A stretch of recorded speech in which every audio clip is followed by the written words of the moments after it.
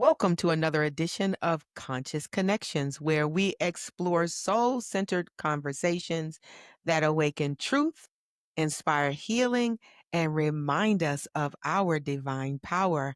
I am your host, Dr. Deborah Carson, the founder of the Fear to Freedom Project, and I love to sit down with beautiful souls who are transforming lives through their gifts, their stories, and their wisdom. And together we move beyond fear and into freedom, one conscious conversation at a time. What if the very thing that we've been taught to fear most holds the key to our greatest freedom? Well, today's guest is Bill Lettson, a retired fire captain whose life was profoundly transformed by a near death experience in 1994. What began as a duty related medical crisis became a journey beyond the physical into the realms of joy, light, and remembering. Bill's experience and the wisdom he has gathered since invites us to reconsider who we are, why we're here, and what ancient truths are quietly re-emerging in our time. Welcome to the Fear to Freedom Project, Mr. Letson. I'm happy to share this space with you, and Happy New Year to you as well. Thank you. I'm glad to be here, Deborah. It's quite an honor. A happy new year to you. Yes, yes, I'm so excited because I had a spiritual awakening and that wakes you up to everything. And so the first time that I even understood a near death experience is my mom gave me a book called Embraced by the Light by Betty Eady, and she still is around. She has you know her? Yeah. Yeah, She has yeah. a Her NDE is really like similar to mine. I mean, really similar. yeah. Is that true? Because that was the first time I read that book. I was young. I was a teenager, and it was so vivid and clear, and I'm like, "She cannot be making this up." It was such a beautiful experience. I wanted to go to that place. I really wanted to go to that place. So that's like my introduction to an NDE. So can you take us back to that moment of that experience? Like, what did it feel like to leave your body and enter into light? It felt amazing. It's something we all have to look forward to. I was in the hospital and things weren't going right, and the next thing I was out cold, and the next thing I knew, I was no longer Bill. I was flying through the stars, and I was this huge expanded cloud, just this huge expanded balloon. And I was absolutely aware that I was not human anymore and that this had been like a gig. It was like a game that we play or an adventure or a trick. It wasn't serious at all. And that's really hard for us to get our head around because things are so serious here. Yeah. Oh, life or death and drama and trauma and people can hurt us and it can be a lifelong thing and none of that mattered. None of it was real. It didn't exist. I felt like I'd been in a game, playing a game, and I was super relieved. I was like, my goodness, that was really gnarly. That was really hard being Bill. And the big one was, how did I forget who I really was? How in the world did I buy into this illusion, this trick? And I was flying along through all of these stars, these colored orbs. And if people want a visual of that, it's like Glinda. When Glinda comes down in the Wizard of Oz, she's this beautiful purple swirling colors in there. And then she coalesces into a physical form, a human. And that's basically what we do when we come into life. We focus ourselves down into these bodies and we have these adventures, but it's never really who we really are. It's kind of a game that we set up, this higher version of us set up. We're here as these little adventurers and we take back all our wisdom, all our experiences back to the big guy, and we're growing as souls. Hmm. And all of that was the one thing that was really prevalent while I was flying along is all of the negative emotions that we have here, the Mm. lower things like anger and jealousy and conceit and envy. None of those things existed. And any sort of conflict that I had, or none of that stuff was serious at all. None of it mattered. And like I said, it was kind of a game and it's not real. So yeah, those emotions stay here. This is, Earth is the hardest one, they say. And it is because we have to find ourselves back through these characters that we play and back to those higher vibrations, those feelings of love and joy and peace and helpfulness and kindness and compassion. That's what soul growth is, mastering those things. And we have a lot of confusion here. It's very cluttered with everything that we have going on with politics and money, and none of that matters. It's all kind of Wow. fake. And what matters is our quality in the emotions, the feelings, our intentions, our thoughts, the words Mm. we choose to describe ourselves and others. That is what we're working on. And it's really easy to advance in that once you know who you really are. And that Right. is, you and I talked a little bit about shamanic. That is why the ND ears are making a lot of impact right now, because they're letting people know this isn't who we are. This isn't who we really are. And the shamanic medicine, the healing medicine, you go on those journeys and on those, those sessions with the medicine, and you get a peek at that you're really not this person, this single, this separate, with this whole narrative that's running full time in your head. You're really not that guy. And the third one is a deep meditation. The Robert Monroe and Edgar Casey, a lot of people are talking about this. Darius Wright, where you still the beast quiet enough to where you can sort of expand back into that eternal spirit or energy that we really are. Mm. Mm. So to get back Well, to I my, want to ask you, did your guides meet you? Did you see any guides? when I was flying along in those orbs, they were parting and they were all reaching out, and the message was gratefulness and acceptance and sort of welcoming. And it was nothing but love and joy Yeah. and praise. And there was no downside at all. And I just couldn't believe how happy I was. It was this really ecstatic joy. And I've, I'll say this time because you're a doctor, so this is clinical, but it felt like a cosmic orgasm. And Wow. it I hear wasn't that. just, it wasn't just a moment. That was the full-time gig. That was a full-time vibe.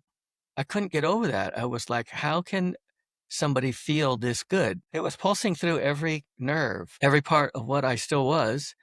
And it felt like there was honey pouring on my brain. And it was just bliss. And I was cruising along and everything was really wonderful. And I knew this is a limitless place and I could do anything. I've been here forever. And all of a sudden it shifted. And I was in a real solid place. It seemed solid. And I've always said that it had indirect lighting, and it was a clinical white room, and it was made of light. And there was equipment there and beds, and there were beings there, and they were part of that light. I was part of that light. We're all these light beings, and we come from this infinite light realm. Call it God. And this was just one part of that. And it was a clinical type room, and there were these three guys in front of me, and they were these short little squatty little guys, and they had dark hoods, and I could see parts of their faces, and they were super happy to see me. They were bouncing around and they were giggling and they were Aw. asking me questions, and I was sort of instantly overwhelmed because they were just like on me. Like when you come home and you got a bunch of puppies at the house and they just overwhelm you. And they were like, "How was it? What did you learn? What can you tell us?" They were bouncing into each other and bouncing around and giggling, and one of them came forward. They could tell that I didn't really, you talk to a lot of people, and, it takes us a little time to sort out where we are, when we leave here. And Tom Campbell has a really good thing about that when he talks about leaving this life, that we're into another reality. And Mhm, it takes us a while to get our wits about us. mhm. And if we start to slide back into fear and worry and things like that, then we don't go as far as we could in our transition. So that's a big thing about here, is to control that fear, to learn to control it, to, like, journeying and things like that, leaving the body, you get a feel for the other side, and you're not so shocked when you pop out of your body and you're in this middle astral or upper astral, and things are very strange. And that's what I was going through. I was going through this period of what is going on. Yeah, I bet. I wasn't afraid. There Yeah. was no fear. And I had no fear that they were something that would harm me. A lot of people say demons or something, and there's no demons. At least I haven't seen any. Mhm. And And one of them bounced forward and he checked me out, and he could tell that I was confused. And he looked me up and down, and then he turned to the other two because I wasn't answering them. And he said, "He doesn't remember us." And they just started giggling uproariously at that. They just thought that was hysterical. And I was like, "Well, dudes, I kind of remember you, but give me a second. Things are changing very quickly here." Yeah. And that's part of what we are. We can pop in and out of all these different realms. It seems like it's an infinite number of realities out there. I know we can't believe that here, but because we're kind of trapped in this physical form. But yeah, it's infinite possibilities from what I can tell. Did you actually remember them? I didn't. I wasn't at the time. I was kind of like, I kind of know what's going on here, but then Mhm, later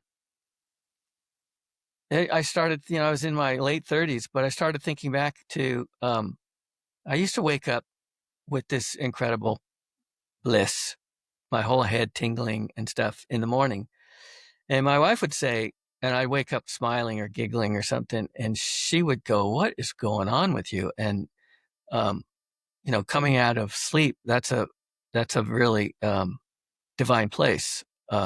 When you're coming out of sleeping and dreaming and waking, that's the threshold to home. And I tell her, there's these guys in front of me.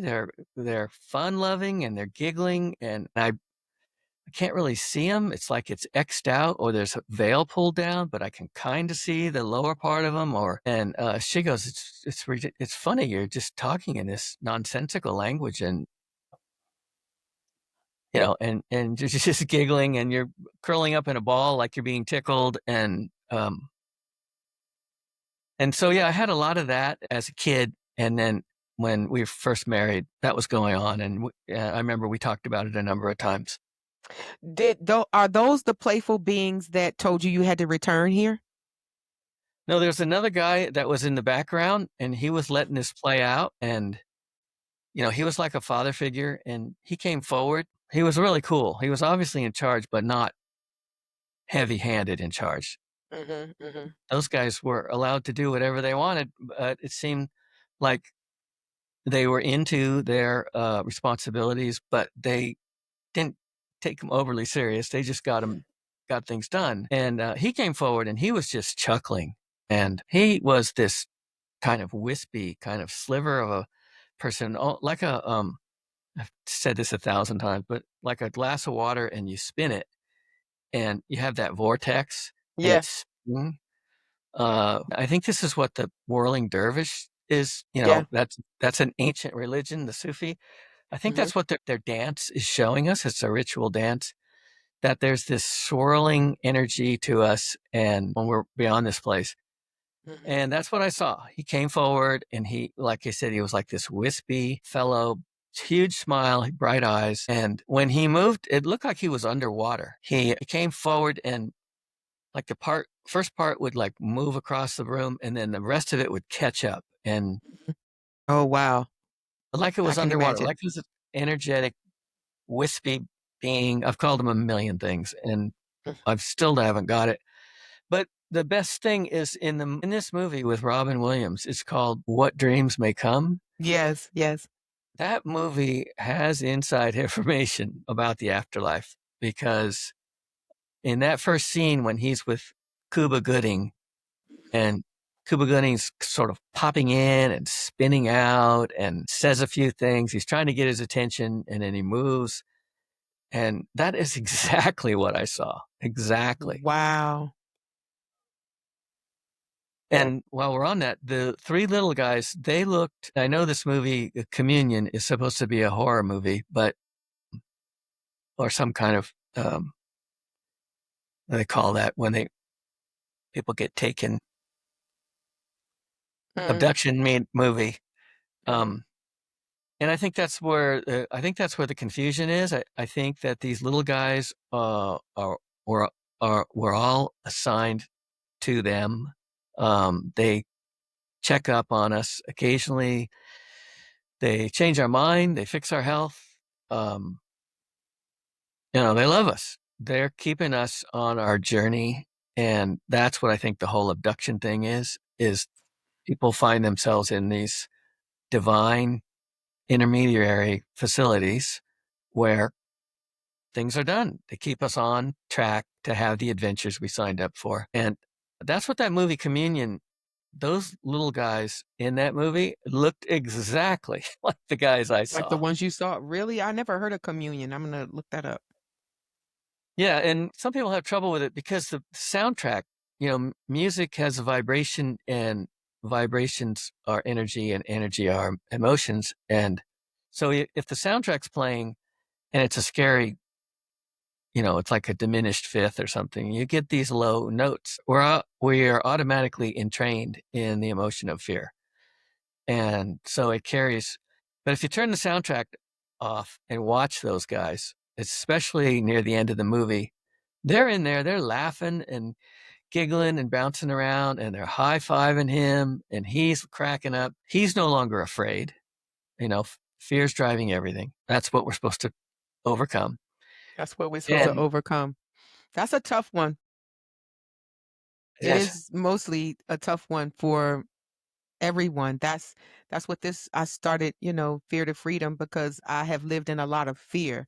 And so I now feel much more free than I have ever felt in my life because of the spiritual awakening.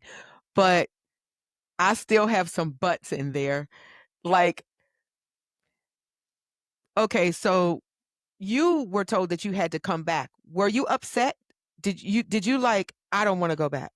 Did you oh feel like yeah, you wanted to stay there? oh yeah, absolutely. Yeah. So the tall wispy guy came forward, and he was chuckling the whole time, and I could feel his chuckles inside of me when he. Yeah. And so I get the impression that we are a little temporary copies of this higher self, the soul, oversoul, Oversoul. whatever anybody wants to. And he sent a sliver of himself, a wispy spinning sliver, to have this meeting with me. And yeah, this is what I've been told by mediums, that this is how we send a piece of ourselves to interact when that's necessary. And so, yeah, I saw him as a father figure. He just adored me. I mean, he loved me. Aw. There was so much love coming from him that as he approached me and his spinning energy kind of overtook me, it was, I felt like I was going to fall to my knees and break down crying uncontrollably from love. Wow. Oh my goodness, that's beautiful. Yeah, yeah, it was. And I had to tell myself, all right, dude, hold it together. Because like when you're in the theater, and Lassie makes it home and you're like, oh man, I'm going to lose it. And I just had to say, just hold it together, bro. And he came forward and there was some small talk, and I noticed that the little guys were bouncing around, and he was just chuckling he was laughing at them and chuckling at me. And I thought to myself, this isn't very organized. So I said, you guys want to do that life review thing? Is that what's next? And you guys want to get started with that?" And the reason was I was in a white structure, a white room, a facility. I had just come from infinite perspective where there were no limits there. And I wanted to go back there. And Bet. so I figured somehow, okay, well, I'm here for something. Maybe it's a review my life or flash my life before my eyes. These stories have been around for centuries that we see something after we die. Mhm.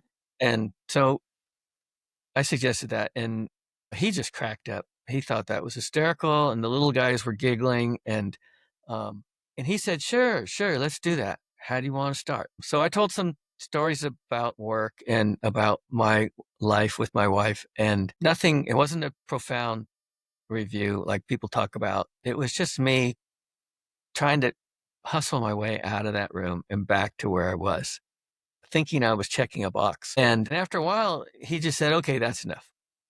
Time to go back." And that just floored me. Yeah, I Absolutely bet. shocked me. And because Bill had pretty much forgotten about Bill. I knew it was a game. I knew it wasn't serious. And and I knew I'd been sort of, I don't know. Some people get angry with when I say that I was tricked into believing I was this single, this separate, this person with had all these needs and goals and judgment and all that stuff. And all of that was gone. And it seemed like it only took a few seconds to put Bill away. Mm. Even though he's been great, been an incredible, wonderful life. Everything's gone right for me and had to work hard, but everything did go right. And when it didn't go right, I didn't react and I didn't hold bad energy. I've had all the same disappointments in relationships and family and career, just like everyone else. But I didn't hang on to it. It was just, okay, it's a new day and let's go from here. And it is that easy. People can do that. And I just know those challenges are absolutely here for you to get tired of reacting to them. That Mm. is what it comes down to. Wow. And That was for me. Really. and that's the saying, know thyself. When you know that you're this temporary adventurer here on earth, but you know that you go back to a place of absolute peace and joy and calm and connection. Then the things the tsunamis in this place aren't so bad on you because you're like, okay, well, this is part of the plan, obviously. Now I got to move through it with grace.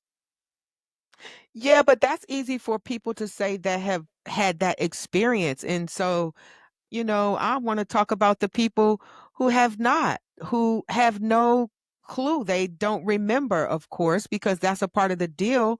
But living in a world right now where things are very uncertain and very chaotic and violent and traumatizing, you know, how do we even have tell people, you know, just hold on. This is a game. And then, Mr. Lettson, I'm going to be very clear. When I found out this was a game, I was angry. I was hot because I was like, I didn't choose. Why would I choose this? I for probably 3 months, I screamed and kicked and moaned and cursed, and I did a lot of things in this house talking to God, Gaia, whoever, guides, angels. I didn't care whoever was listening to me. I was just upset. Like, what do you mean? This is a game and I chose to come here? And I was just like, I wouldn't do that. I wouldn't do it. I didn't believe it for a long time, but eventually that awareness just overtook me. And yeah, it's true. But how do we give hope to people that don't see that? They're caught up in the game. They're in the game, just like I was, and I don't everybody's not having NDEs all over the place, you know?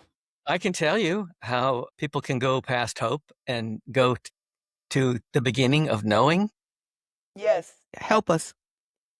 Okay, it's in the media everywhere. My NDE was The Wizard of Oz. Absolutely exactly what it was. Dorothy was in a black and white world and a lot of troubles. People were after her dog, and she was kind of unhappy there in Kansas. And along comes the storm, and she can't get in the cellar, and she ends up in the house, and the house goes flying up a vortex, it's energetic vortex. And the window comes off and hits her in the head, and she falls on the bed. And from that point forward, she's in an NDE because she peels away from her body. It actually shows it in the movie. And then when the house lands, she opens the door, and it's all beautiful colors and like nothing she's ever seen. And the black and white movie turns into full color. There's water flowing through this little munchkin town, and there's music flowing on the air, and there's life everywhere. And then here comes this divine being, higher self, Glinda, comes down. She's in an orb, and she meets Dorothy. And Dorothy, the name Dorothy, it comes from ancient Greek, and it means gift from God. So our lives here on earth are gifts from God. And we really do appreciate the gift once we get past everything you mentioned it earlier, the anger and all Yes. that. Then, Glinda is very sweet to Dorothy, and she gets her on the road, and she gives her three friends, a straw man looking for a brain, and a tin man looking for a heart, and a lion looking for courage.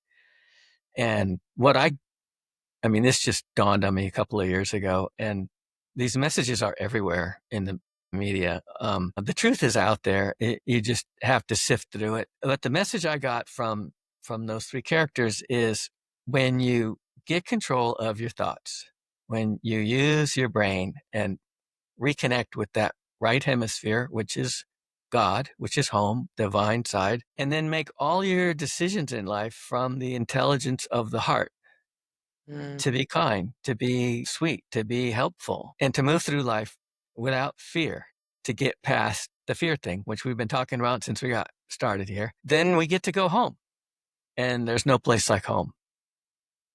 And home is not even outside of yourself.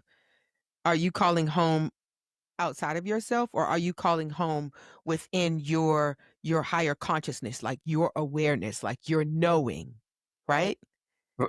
Yeah, Okay. I am. It's within, God is within all of us. Yes. This higher spark of energy, this sliver, this energy that's supposedly wrapped around our lower spine, which wakes up, and this Kundalini, completely unbelievable activity begins with this spark, unravels, moves up the spine, and reconnects with home. And we have to earn that. We have to earn that by reconnecting with the good side of us. Yeah, it's hard. Earth is the Earth is the hardest stop we're going to make, and It's interesting that we all like chose this game, and it's even more interesting to like wake up to that. So lots of people have had these extraordinary like experiences, and sometimes they struggle to integrate that once they do come back. How was that challenging for you to integrate all of that? I love the way you question. Uh, that's cool. Yeah, no, it wasn't, and I'll tell you why. I So I did come back, and there was this whole thing where, I was just like, well, blah, blah, blah. I was just saying, oh man, everything's wonderful. And we have nothing to fear. We don't understand death at all. And, um, the doctors were making fun of me, and my family was worried that you know, I'd been in a comatose state too long. I had brain damage. And so I let up on everybody. And when I got back to work, all the guys were like, hey, dude, everyone's talking. You had this thing happen. And say, sit down, get Let everybody. me tell you.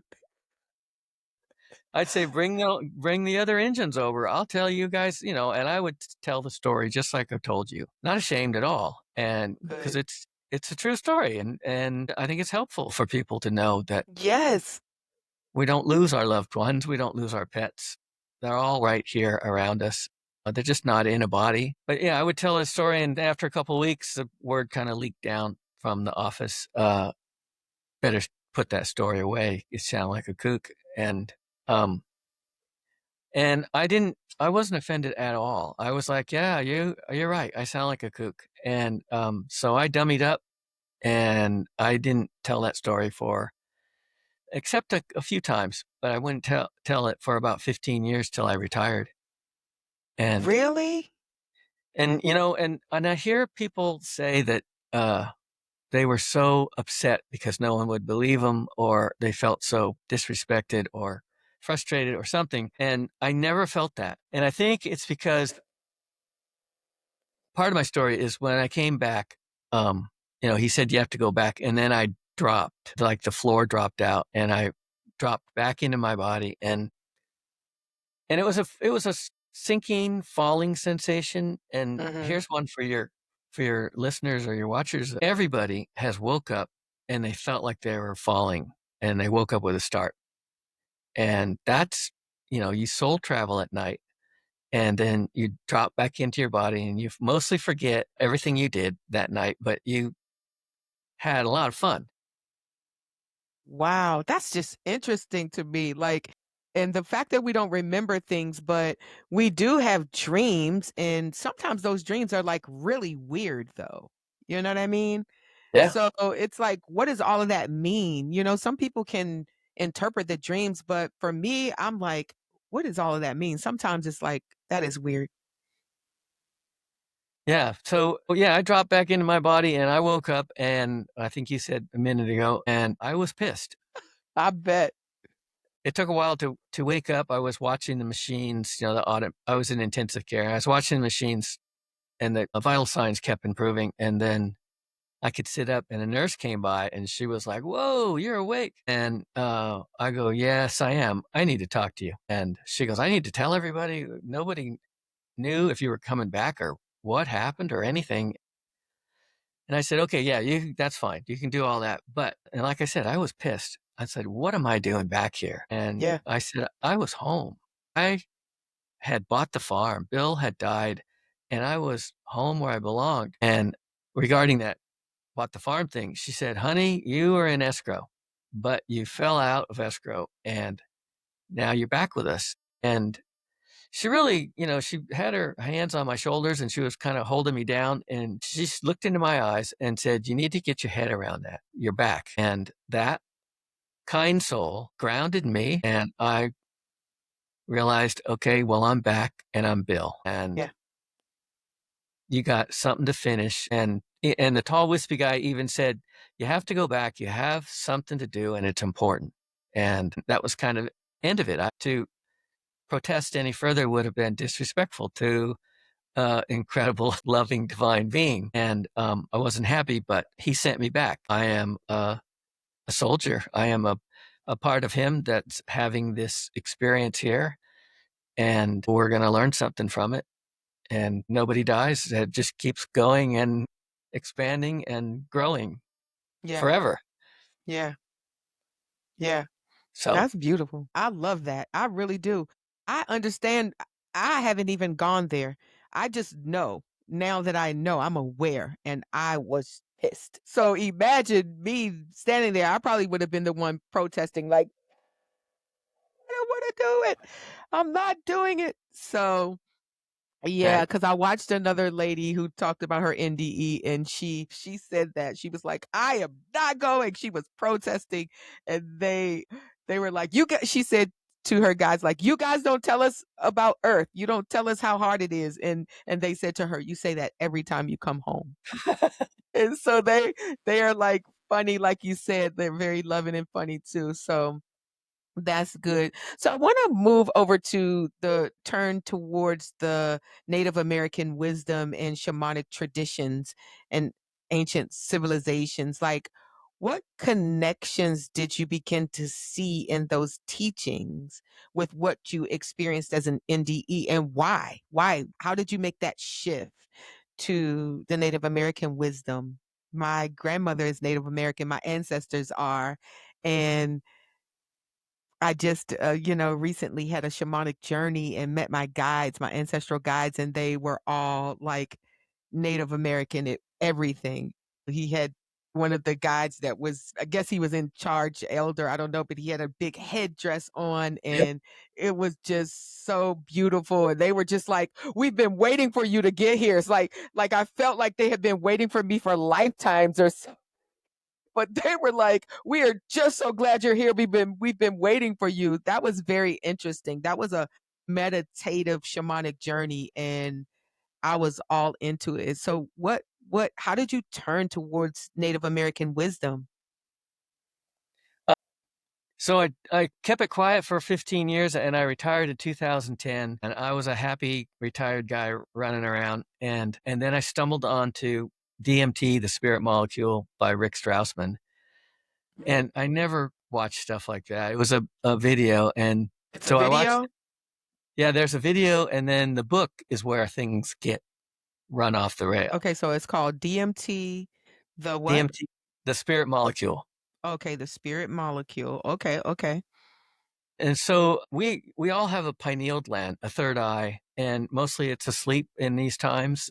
It's, really cluttered and it produces DMT and a little bit of DMT drops on the brain at night and we soul travel.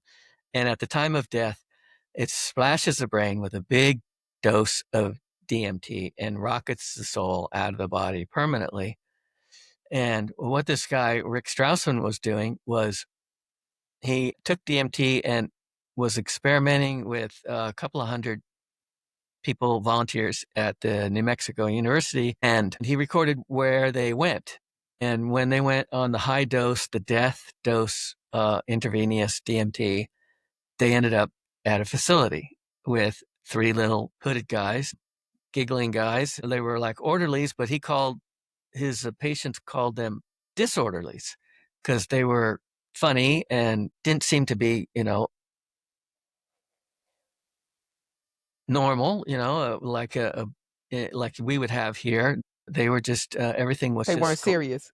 they weren't serious at all. They're just joyful, even They're Miss happy. They're happy, not here.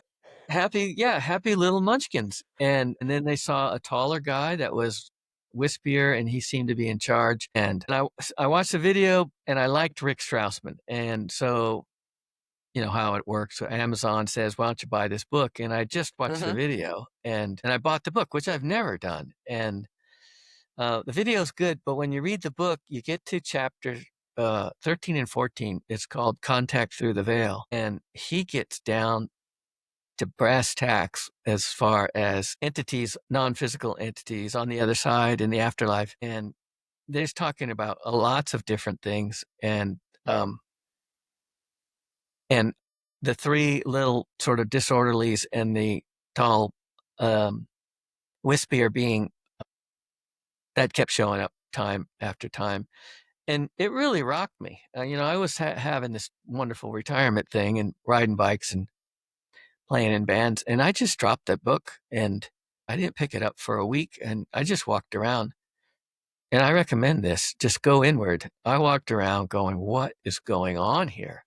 Yeah. No, nobody seems to have nobody has seemed to put this together. This is the most important news in 10,000 years that we have this portal that we can travel through into the afterlife, the infinite universe that we come from, and we can come back. And that led to I need to get around the shaman. I wanted to do it natural, so I wanted to do the ayahuasca. I only mostly just eat plants, and so I figured it was okay. It's a plant. It's been around for thousands of years, so I was running down to my whole family was ready to give up on me, but I was going down to Central America because the Native Americans there are South and Central and North American natives. and they're all very similar with their beliefs. They're very connected to nature and the earth, and they know things that we've forgotten. And so I was running around down there. I'd get away for weeks and months at a time, and it went on for 3 or 4 years. And I drank ayahuasca a few times, and that is incredibly powerful. Was similar to the NDE, except I wasn't invited to the other side with the ayahuasca. I was forced out of my body, and it's really harsh, because you're like, Alec Ferrari said. He said, "You're going into a room you weren't invited into," and that's very true. Mm. And so, yeah, it can be a crazy night, really chaotic, and you don't know what just waves of emotion are coming, and um, it's a really hard night. But in the morning, you always arrive back safely in your body, and uh, and I was with the shamans. I was like high fiving them, and I was like, "How did you guys do that? That is the most incredible thing a person could ever go through. Is to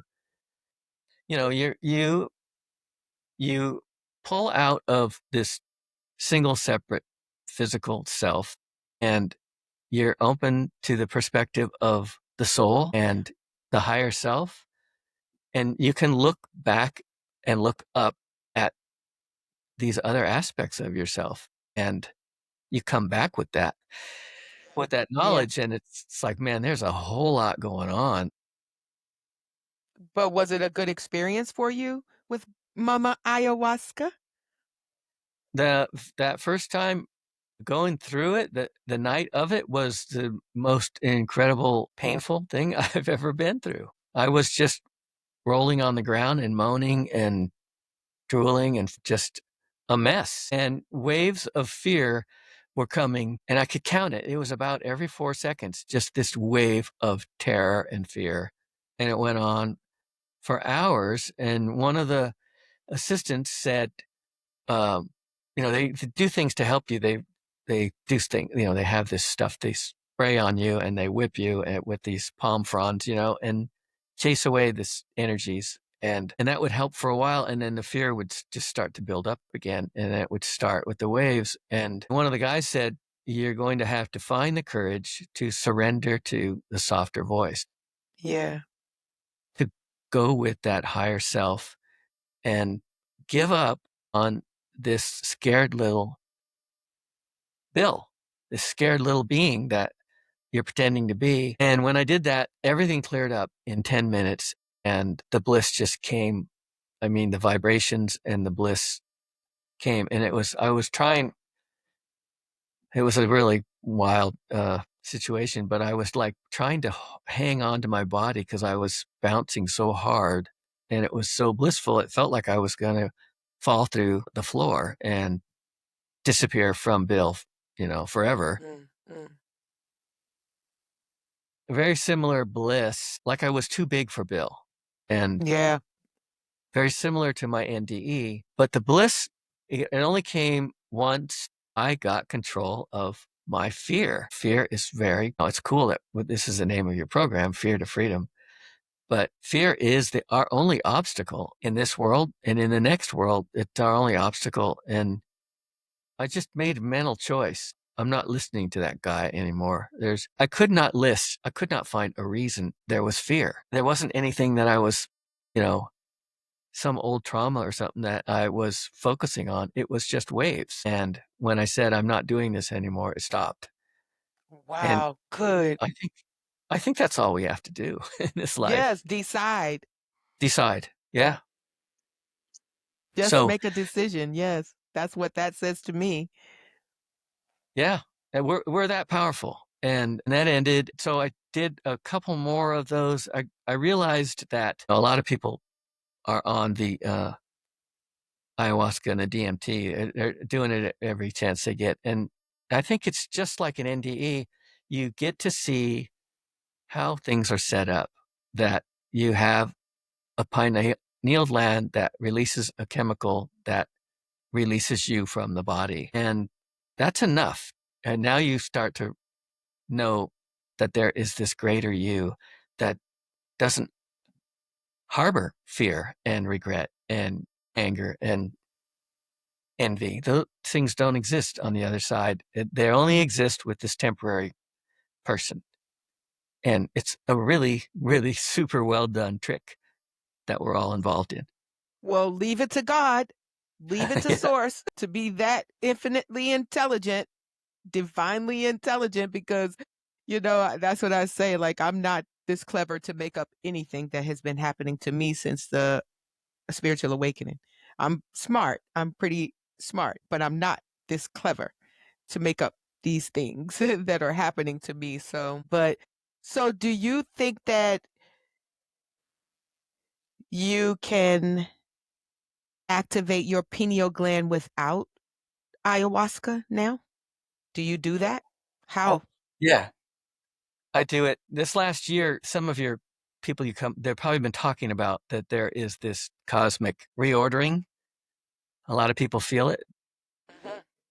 And this last year with the energies that are coming in, that things are changing. People's DNA, everyone's DNA is being woke up. And mine took a huge, there was, you have these blood moons and then you'd have this like double solar. I don't know. It was one after another. It was every few weeks or months for the last year. And just as January, that last week in December, things really picked up. I think everybody's feeling it one way or another. My friends are talking about it and that they're changing. Yeah, I can They're, see it happening. People are changing. People are tired of this old system. We are waking up. We are coming. We need to have a new world because this one right here is not working. It doesn't work right. for everybody. It's not for the good of all. It's only for the good of some, and that is not going to work. And I am so thankful. When I tell you I'm so thankful that things are changing, it's interesting to watch, and sometimes it just annoys me, and I'm like, "I don't wanna be here." Like, I was in that space yesterday. I don't wanna be here. I am sick of it. I'm tired, and, I just have to give myself grace. I have a really good community that supports me, but, yeah, I was in a space like, I'm tired of all of this. We need to end this thing, or I can just go back to where I came from since this is not home. And so I wonder what my guides are like, probably like, gosh, she's at it again. But yeah, so I see, people who have a near death experience like you do. Like it's you all are playing like a very key role in with your message for us to understand that this is an illusion. And I know that some people may not even look at that as, real, like this is bull crap, but this is all an illusion. And it's just interesting that this is an illusion. It really, really is. So I think you guys play a real key role in helping humanity to wake up, when we're ready. Our soul is still in charge and everybody's wake up time or spiritual awakening is going to happen whenever they have decided it because it just happened for me, but it's still people that are in the dark. I mean, they're tuned into the matrix, they are plugged in, like plugged in. And what's going to happen next, and people are afraid and they are anxious, and they're talking about politics and where we're going. And if you look at it, if you spend your time and your attention and focus in that space, it can make you anxious and distrustful and weary about what's going on. So I try to keep myself, not try, I intentionally remove myself from that. I look at the news to stay abreast of what's going on in the world just because I choose to do that, but I give it no more than 20 minutes, maybe 20 minutes a week, There and you it go. might be 2 weeks, I don't do this Yeah. every day. I cannot. So, yeah, you are very important, and I am glad that you are spreading your message, like you're using your voice that you opened back up. How's your family feeling now? They still like they're on your side, right? Oh, They yeah. don't think you're crazy. They have varying opinions, but yeah, for people like me, and there's a lot of us, and we all sort of have a piece of the puzzle. And once you start putting that puzzle together, again, you're looking for proof. Once you start putting that puzzle together, it paints a really incredible picture. We're all a piece of it. And for me, I think the worst of it is behind.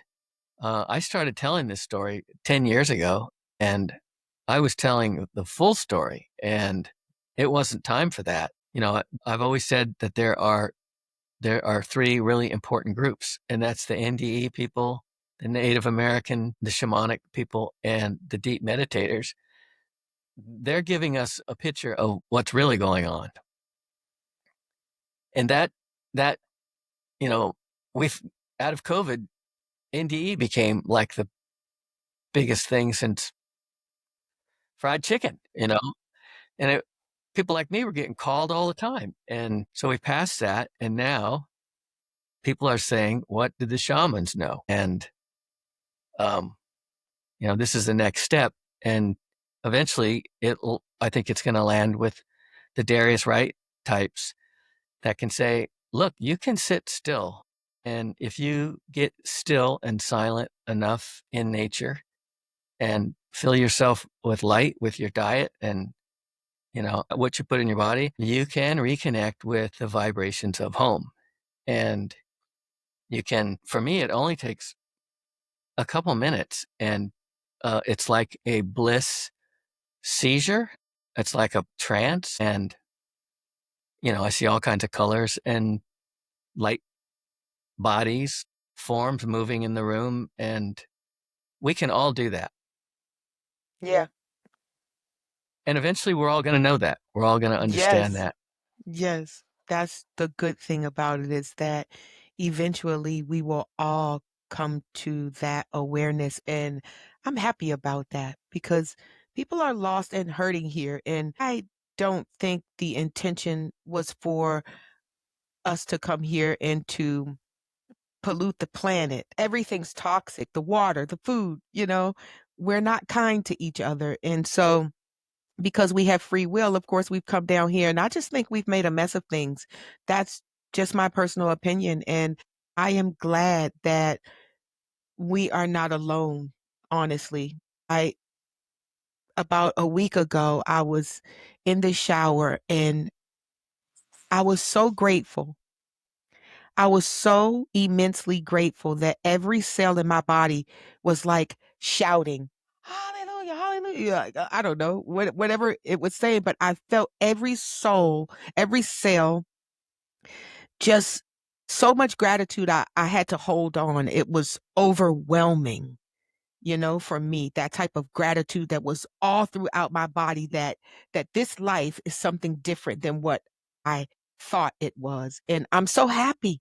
I'm so happy because yeah, I never really, like, enjoyed it here. I looked at the world and thought, "This place is weird." I have always thought about that, I thought about suicide when I was younger. I started flirting with that idea because I was like, "I don't like it here." I just never liked it here. So, I am beginning to enjoy my journey as I come to understand it and come to know myself, and I am excited about it. I've been told to use the plants as my teachers. My guides have guided me there. They told me to use the plant spirits as my teachers. Everything is guiding me in that direction. I did have an experience to sit with the beautiful plant of iboga, which is native to West Equatorial Africa. And I'm going to have the medicine woman for Iboga here soon. I think I meet with her next week, but that was a beautiful experience. I've been called to sit with ayahuasca. My guides told me to go very slow. Even Mother Ayahuasca said to take it very slow, and also with mushrooms as well. So I am excited about the journey. I'm not rushing anything, but I'm just happy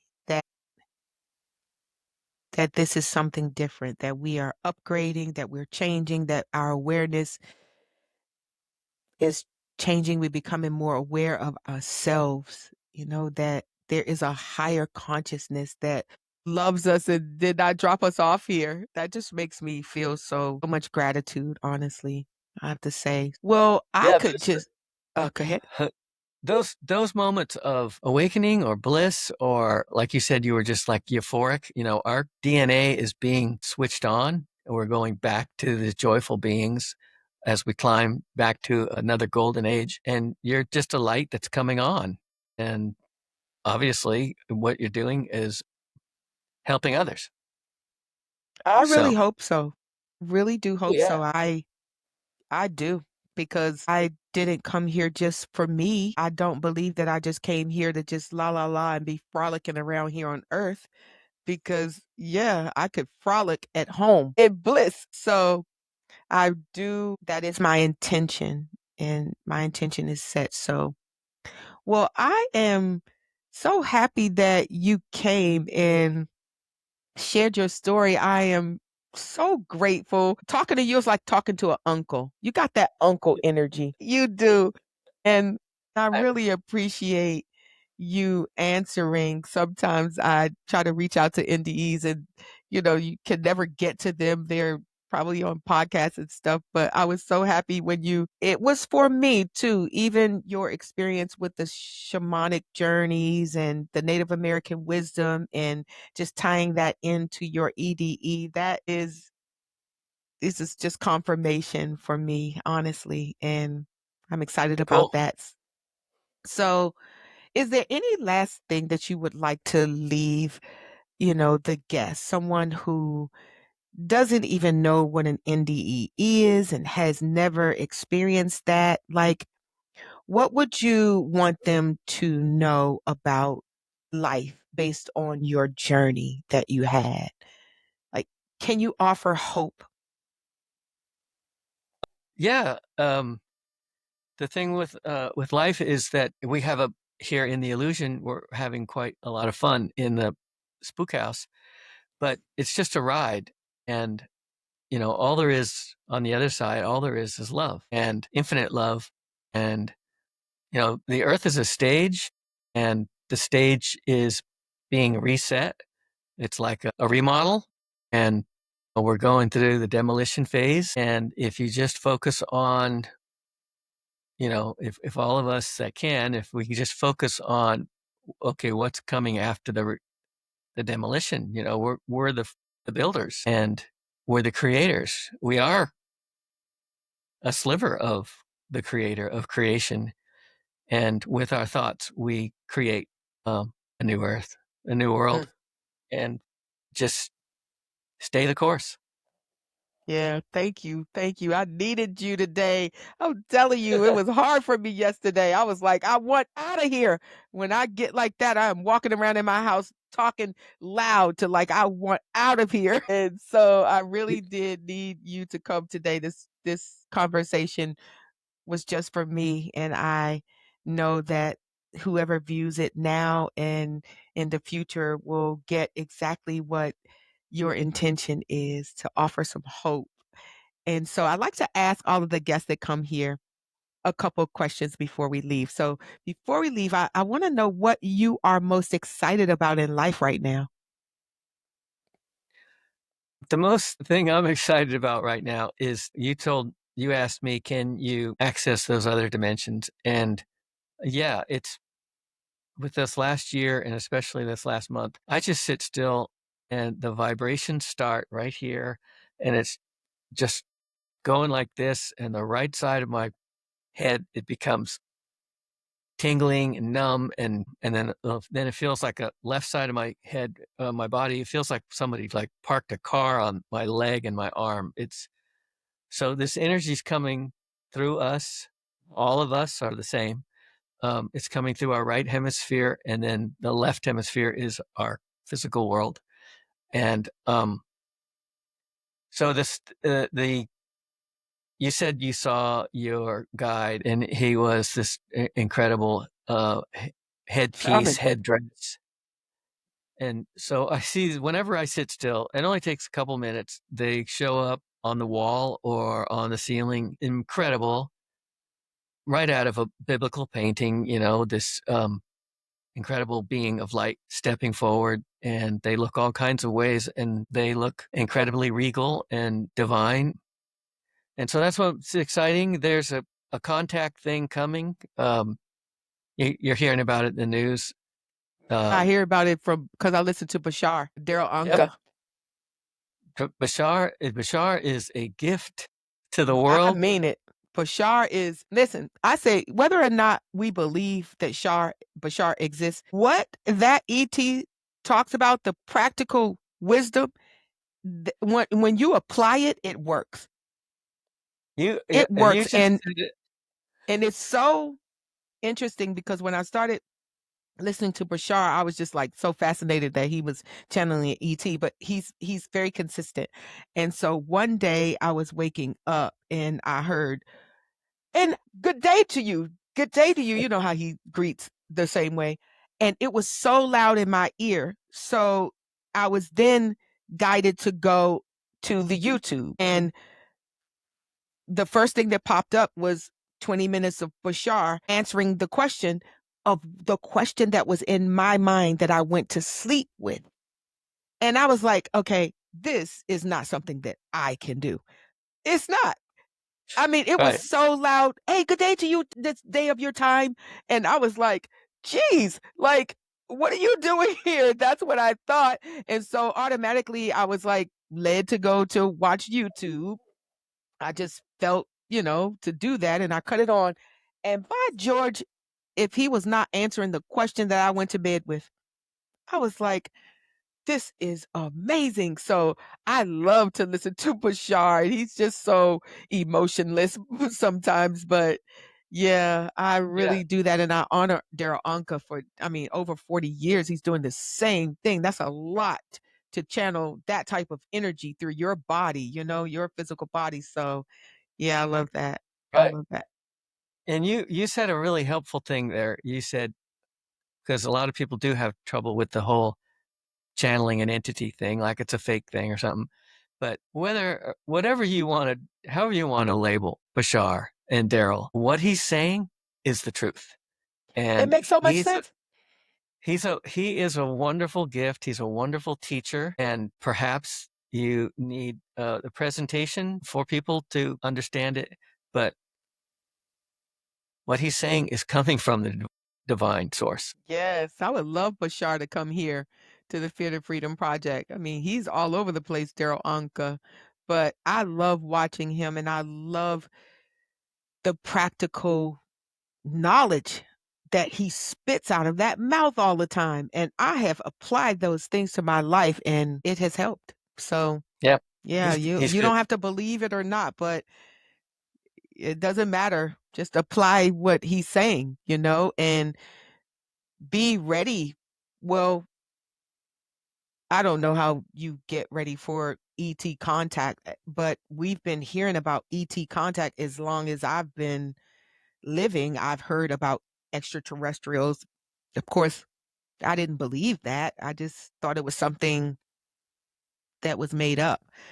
But I don't know how you prepare for it. But anything that any being of light who is coming to improve. Right, right. I'm gonna we can sit down, play cards. I welcome them. I do. Yeah, I'm there's not gonna be afraid. They're here to help. We need help. the veil of illusion is coming down, and we're going to start seeing these non-physical beings, and it's going to be cool. And Bashar is helping with that tremendously. And for you to stand up and say this guy is making sense, that's helpful too, because it's all Yeah. real. Yeah, it's real. I love Nothing Bashar. to be afraid of. Just the opposite. It's a wonderful. Everything I've ever seen is giggling and chuckling and love and joyfulness. That's all I've seen. So I think that's what's That's what coming. we need. Yeah. Yeah, My last question to you is what does moving from fear to freedom mean to you?